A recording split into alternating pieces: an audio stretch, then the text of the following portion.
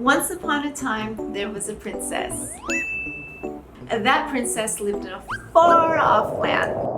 And in this far-off land, she fell in love. She was so in love and was so excited. In fact, she was ecstatic and truly couldn't be any happier. She couldn't wait to begin her life with the one she truly loved. So, at age 20, she actually got married. And like any princess, decided she was going to start a family. At age 21, she got pregnant. When she got pregnant, she was even happier. Life has finally begun. Her and her prince decided to move off in another land called Malaysia. After their move to Malaysia, they lived happily ever after. What a load of I'm sorry, I actually forgot I was telling you guys a bedtime story. But today's bedtime story is slightly different. Today, I'm not going to tell you about Santa Claus, nor will I talk about the Easter Bunny existing, or that the Tooth Fairy actually left money underneath your pillow. Today, I'm going to tell you a story about a princess who actually moved to Malaysia and realized there is no happily ever after. Sorry to break it to you.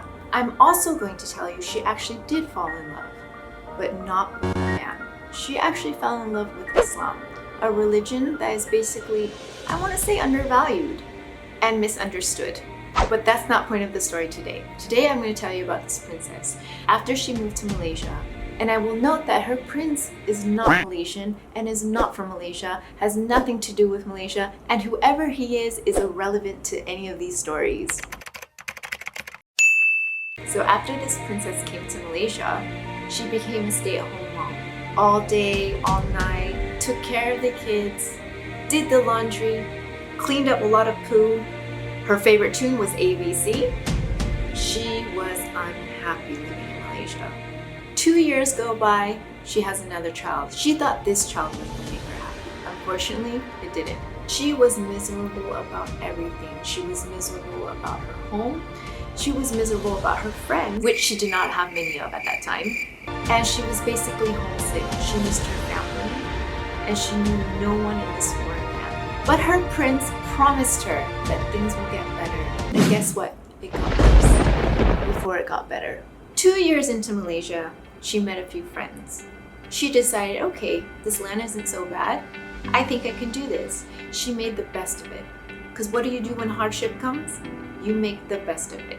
So 5 years after she moved to Malaysia, her prince broke her heart. Her prince decided that in Islam, it was okay to have 4 wives. She went back to her miserable world. In fact, she probably went into a deeper hole. She lived in that polygamous marriage for 6 years. Again, trying to always stay positive. She had even more challenges to face after that, but she always knew there was always something good after it. 6 years living in this polygamous marriage, she decided enough is enough. She didn't want to live this life anymore. She wanted to go back home and live happily ever after there. Perfect! She got to go back home. Unfortunately, she was caught up in a little bit of a pickle. At this point, she had 4 kids. 4 kids? What was she going to do with 4 kids? Go back to the land of opportunity? Or stay in Malaysia? Trust me, it was a very confusing time for her. We can get into it a little bit later. But for now, let's talk about this happily ever after. As much as she wanted to go back home, for some reason, it wasn't her fate to go back home. Every time she tried to go back home to her family, to her friends, things just didn't work out. So she also decided, okay, let's get a job and get a license to be a Pilates instructor so that when she goes back to her far-off land, she can be a Pilates instructor there. Again, fate has had it. She was going to stay in Malaysia. Only good things came at that time. Life was pretty good, so why go back? You probably want to hear more of this story, but that comes a little bit later. The moral of this story, like I said, there's no happily ever after. Happy is what you want to make it. You see that what this princess didn't see was the fact that it wasn't Malaysia making her unhappy. It wasn't her marriage making her unhappy. It was herself that was making her unhappy. She decided to only see the negative things in life. So what happens? Everything becomes negative. The food, the house, the clothes, the prince. She finally realized at one point, you can plan as many things as possible out, but it might not ever go your way.